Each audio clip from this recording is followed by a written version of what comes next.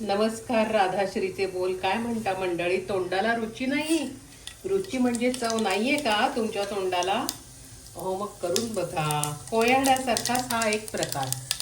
जिरं, मोहरी, मेथीचे दाणे तर आवश्यक.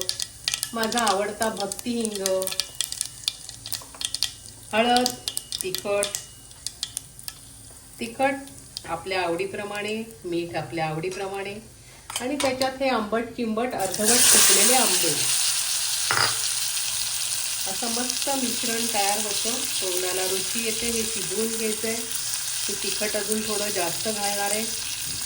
खरं तर कोयाडं असं करत नाही, पण मी जरा आज झटपट हा कोयड्याचा किंवा कोयाड्यासारखा वेगळा प्रकार केलाय.